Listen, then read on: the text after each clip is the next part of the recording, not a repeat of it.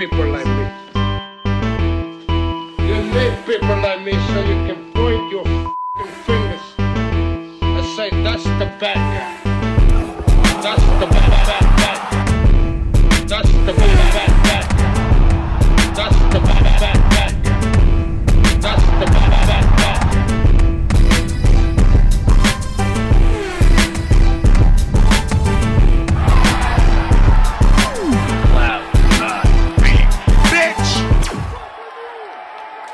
To the mother relay, we're covering today's top boxing news. Okay, we'll start with this. 1 or 2 days ago, Eddie Hearn named 5 fights that he'd like to make against Oscar De La Hoya's Goldenboy Promotions in the style of the tournament he had with Frank Warren. This one would be against Goldenboy. He says he'd like to make Jarron Ennis versus Ryan Garcia, Shakur Stevenson versus William Zepeda, Israel Madrimov versus Virgil Ortiz, Jayo Pataya versus Gilberto Ramirez, and Jack Catterall versus Jose Ramirez. Good fights, every single one. If it happened that way, I'd back Jarron Ennis to beat Ryan Garcia, Jayo Pataya to beat Gilberto Ramirez. Tougher fights to call would be Israel Madrimov versus Virgil Ortiz. I'm really not impressed with what I saw from Virgil in his last fight. Israel Madrimov, he's still a dark horse, a dangerous guy, a high-risk, low-reward fighter. He's set to be fighting the same Sergey Bohachuk that Virgil fought in his next fight on the undercard of Fury versus Usyk 2. See how he makes out. But the tougher fights to call are Madrimov versus Ortiz, Catterall versus Ramirez, and Stevenson versus Zepeda. These are the 5 fights that Eddie would like to make. To that, Oscar, in his fashion, he responded. He quote-unquote clapped back with a 5 versus 5 of his own. Also, there have been rumors that my company, Goldenboy Promotions, may do a 5-on-5 against Matchroom Sports, which is run by my buddy, Eddie Hearn. Bruh. We all know Eddie has the worst record as a promoter, and his fighters aren't the cream of the crop. Bruh. But I'm always up for giving the fans a good night of fights under one condition.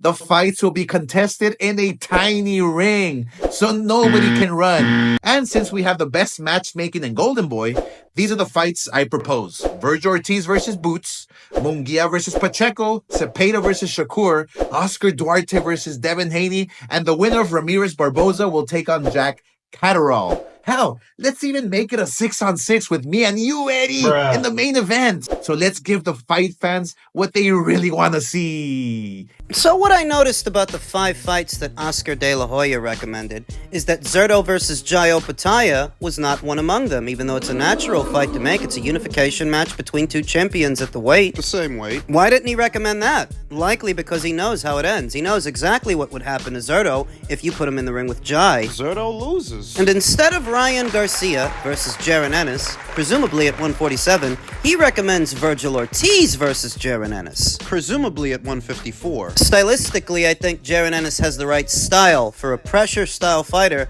like Virgil Ortiz. And we caught a glimpse of that when Jarron Ennis fought Roman Villa. He's a pressure fighter too. Not as talented as Virgil, not as good as Virgil, doesn't have as high a ceiling, but he is a pressure guy, and you saw what Jarron Ennis did to him. Stylistically, it's the same fight, just at a higher weight, but it's the same fight based on styles. Edge to Jarron Ennis. Wants to put Oscar Duarte in the ring with Devin Haney. Problem with that is Devin Haney's not actually a Matchroom fighter. He's a network and promotional free agent. He's not actually one of Eddie's boys. What are you bringing him up instead of Zerto versus Jayo Pataya for? You know why? Because he knows Zerto would lose that fight. That's why he ruled it out. He brought up the William Zepeda versus Shakur Stevenson fight, which Turkey LL Sheik wants to make at some point next year. I suppose you could use it for a Matchroom versus Goldenboy 5 versus 5 tournament. I suppose you could do that. Sure. Jaime Munguia versus Diego Pacheco at 168 pounds. I guess the biggest problem with that recommendation is we don't actually know if Jaime is still with Oscar. His last fight was on the top-ranked side of things. And if he's still with Oscar, then it doesn't make sense that he would go over there for Eric Bazinian. Why? Why didn't they just do the Eric Bazinian fight on the Goldenboy side? If Jaime is still with Oscar, it stands to reason that if he is, that fight would have happened over there, because it's not like Eric Bazinian was one of Top Rank's boys anyway. I don't actually know that Jaime Munguia is still with Goldenboy Promotions, but Oscar brought him up. And the winner of Jose Ramirez versus Arnold Barboza versus Jack Catterall. I look at a fight between either one of those two guys and Jack as a 50-50 fight. Do you think Eddie Hearn would go for this? Well, it just so happens that Eddie Hearn's already responded by saying, "We'll make this easy for you. Boots versus Ortiz? Agreed. Munguia versus Pacheco? He left you for Top Rank, but if you can bring him back, agreed. Shakur versus Zepeda, agreed. Duarte versus Haney. Devin is not officially with us, but happy with the fight, and to discuss it with him, Catterall versus Barboza or Ramirez, agreed. Clean sweep." Any tag Turkey LL Sheik. Oh, and Canelo. Fuck you. It's really not a Clapback Thursday video unless Oscar De La Hoya is behaving like a jilted ex, bringing up Canelo Alvarez every chance he gets. Jilted X, a jackass. Either way, I question the legitimacy of Oscar De La Hoya's intentions. Would he really put Virgil Ortiz in there with Jarron Ennis, given how Virgil looked in his last fight? Because he didn't look good. He got knocked down 2 times. If he knows anything about styles, I'm pretty sure he does. Virgil is a good fighter, make no mistake. I don't think less of him. But stylistically, that fight favors Jarron Ennis. He's gotta know that. Jarron Ennis' Achilles heel is not aggression or activity, volume within a round. His Achilles heel has been movement. That's what we saw in the Karen Chukadzian fight. That's what bothered him. Movement. But if you want to get aggressive with him, if you want to get froggy with him, like Sergey Lipinets did, like Roman Villa. Well, that plays right into his hands because he doesn't have to chase you. You're there for the punches. Right there. So I don't know how serious Oscar is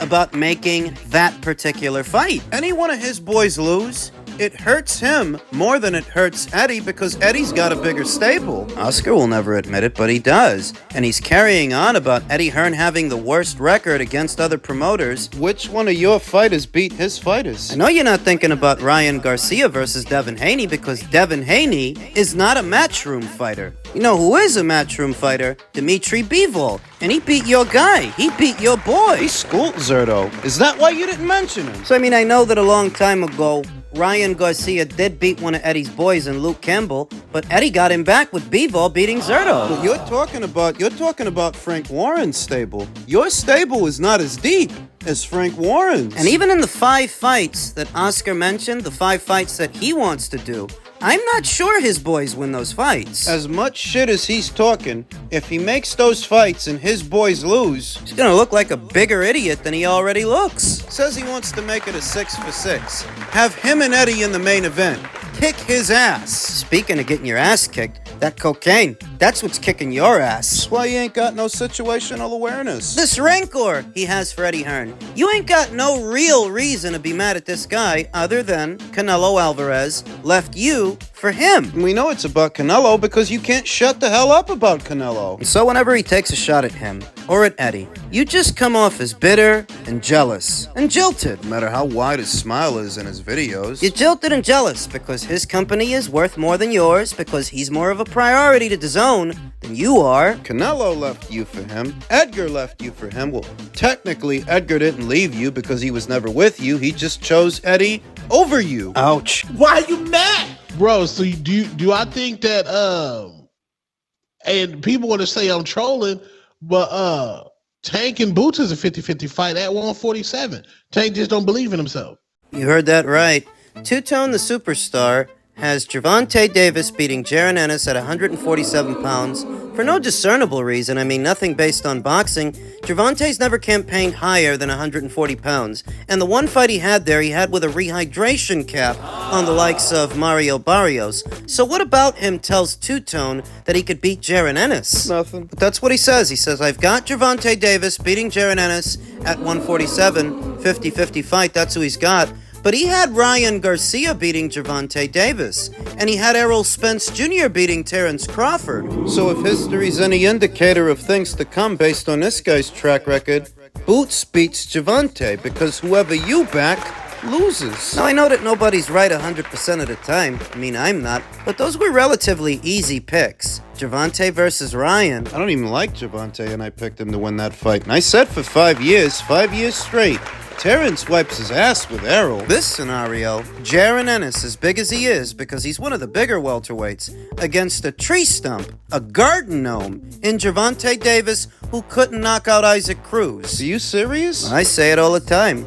Americans have the worst, by and large, the worst boxing takes in all of boxing. At this point, it's almost like they're deliberately bad. To create a stir? Did you hear what so-and-so said? He thinks Gervonta beats Boots. Hot takes for the sake of hot takes, not dissimilar from what you used to see from Skip Bayless. Saying what you're saying for shock value. Is that what he's doing? Because that's how it looks. Man, you need to shut up before I go over there and slap your titties, man. And shut up about Tank. Stop all that hate, man. Because when we talking about David Benavidez, look at his resume. Nothing surprising. Second, Fought a fucking drained out. David Lemieux beat up from Triple G. Didn't do much. Come on, man. Didn't knock out Caleb Plant. Come on, man. What's all that bullshit, man? That man doing cocaine. Missed a shot from Canelo because of that shit. Come on, man. And then you got Ryan Garcia. He never even won a fucking WBA belt. Get that shit out of here, man. It's okay. Get that shit out of here. Ryan Garcia ain't do nothing much. I don't know what's all the hate with Tank Davis, man. You came in here with a pause-ass statement, bro. Nah, bro. You emotional, bro. You wear Canelo draws. You probably drink his energy drink. You're nasty, bro. Guess that caller didn't like what Two-Tone was implying, that Gervonta Davis doesn't really believe in himself, so he went up to bat for him by attacking Two-Tone's favorites in David Benavidez and Ryan Garcia, fighters that he regularly talks up. Far be it for me to tell another content creator, podcaster, who to root for and who to support, but being honest with you, I have heard a lot of Two-Tone the Superstar's boxing takes, and most, if not all of them, are bad. They're just bad. Bad all around. Bad all the way through. Terrible. And I think that's the real story here. It's not so much about him talking about Gervonta going to 147, which he's not going to do. Not necessarily all about how he shills for Ryan or shills for David. But the listeners' reactions, the fans' reactions to these podcasters and content creators that act as news outlets for the sport of boxing, and how inaccurate. Boxing isn't covered today the way that it used to be. In many ways, the fans are the main ones covering the sport now. Any Joe Blow with a YouTube channel or a podcast, an Instagram page, a Twitter account. They're the main ones covering boxing now, in place of actual journalists. But journalists are held to a different standard. An actual journalist is expected to have journalistic integrity, in pursuit of accuracy in what they're reporting, and some impartiality, because a journalist that's covering the sport of boxing is supposed to prioritize the sport over the fighter. But when you have fans, glorified fans, being the main ones that cover the sport, what they report is not going to be as accurate. They themselves are going to be biased, they are going to be partial, they are going to play favorites. So for the boxing community at large, and those that consume this content on a regular basis, these are their news outlets. To them, these are the journalists, and they're holding them to that standard. Because that's the role they assume. After a series of bad takes that don't pan out the way the content creators say they're going to pan out, the audience at large looks at these guys like, what are you talking for? What the hell are you talking about? You got all this to say about this guy, but you got nothing but nice things to say about that guy. What gives? Impartiality in today's boxing sphere is very hard to come by. It's very hard to find, in tandem with accuracy. Accuracy and some reverence for what's being said and whether it's true or not. We try to hold to that standard here on this channel. You know what? I don't think that caller would like my perspectives on Gervonta Davis any more than he likes Two-Tones, because mine's are worse than Two-Tones. I don't think Gervonta Davis is a good fighter. I don't think he's a diamond in the rough. I think he's a hype job. A protected hype job who's been protected for years, which is why he's fought so few, if any, of his contemporaries. That if you thought Two-Tone was being hard on Gervonta, you don't want to come around here. So I made a video about Keyshawn Davis's recent call out of Gervonta Davis and how the onus is on Gervonta to make that fight happen if he wants to make it happen because he's the self-proclaimed A-side, the self-proclaimed face of boxing. And here comes yet another American with another bad boxing take. Ron Buckner said he's the champ and he's supposed to chase new fighters? Nah, not in my world. What world is that? Because it ain't the world of boxing. Shut up and sign up. He is who he says he is. No, he isn't. You're just mad I pointed it out. Lomo never asked for a fight. Shakur has never asked for a fight. Name someone else. You've been living under a rock for the last 7 years, or did you just now start watching boxing? Why are you fighting this? Tank is the man to be fought. Keyshawn is at a level now because he's built himself up in Norfolk with his homecoming in VA. What the hell is he talking about Keyshawn building himself up in Norfolk? This is the first time he will have fought there as a professional. This guy doesn't know what the hell he's talking about. And what he wants me to do as a content creator is participate in this shared delusion where Gervonta is the best thing since sliced bread. You can see that he puts him on a pedestal when he lies through his teeth. Because he's either lying or ignorant. Neither would surprise me. I remember years ago when both Vasyl Lomachenko and Gervonta Davis were down there at super featherweight, and Vasyl Lomachenko was begging Floyd Mayweather to make the fight between them. And Floyd said he's not going to do it, he's not in any rush, and he said that for years. Did you miss it? It wasn't just Vasyl Lomachenko in those days either. It was also then reigning IBF champion Fevin Tarmer. This was well before Gervonta Davis made his debut on pay-per-view. He called him out too. Did you miss it? Eddie Hearn offered him millions, and I mean millions, to have a unification match with Tevin Farmer, and Gervonta didn't do it. He didn't do it with Loma. He didn't do it with Tevin. Didn't try to with Devin, didn't want to with Teofimo, doesn't want to now with Shakur. I'm sure he doesn't want to fight Keyshawn Davis either. See, the point is, you're worried about the new guys calling him out when Gervonta never fought the old ones, the guys who were already there, the already established names. You want to pretend. And you want me to pretend along with you. Because you either haven't been paying attention and you're speaking out of ignorance, or you have and you're just in denial about it. Don't expect me to join you. I won't. There is a paper trail a mile long with article after article and video after video, audio. It all tells the same story. Gervonta Davis has been in some of the most densely populated, talent-rich divisions, and he ain't ever unified nothing. So many fighters Called him out so many times at 130, at 135. So many fighters are still calling him out now, to the point where you get offended. Oh, they're not supposed to want to fight him? You say that he is who he says he is. Based on what? Because he says he's the face of boxing. Yet he is neither the most accomplished fighter in the sport, he's not that, and he doesn't sell the most, not in this country, not in any country. Canelo sells more in America than Gervonta Davis. Every earmark and every box you have to tick off to be dubbed the face of boxing, Canelo ticks off on all those boxes, not Gervonta. So how is he who he says he is? Because you say so, and who the hell are you? Saying he's supposed to chase new fighters? No, he's the one saying he's not crossing on any other side of the street for anybody. So if you ain't gonna cross over for anybody, I'm expecting you want them to cross over to you. Make him an offer then. The guy he's about to fight, Lamont Roach, isn't even a PBC fighter. So if you have time to bring over a Lamont Roach from Pro Box, why don't you go for a bigger name? What, a guy at super featherweight is on your radar, but the guys at lightweight aren't. No disrespect to Lamont Roach, but if you've got time for Jamel Herring's sloppy seconds, surely you could make time for a Shakur Stevenson. I'm not even that big a fan of Shakur's style, but I'd wager that Davis versus Stevenson is a bigger fight commercially than Davis versus Roach. And I am not the one to challenge about this because the paper trail, the screenshots are all self-explanatory. This guy's been called out 1,000,000 times. Where the hell have you been?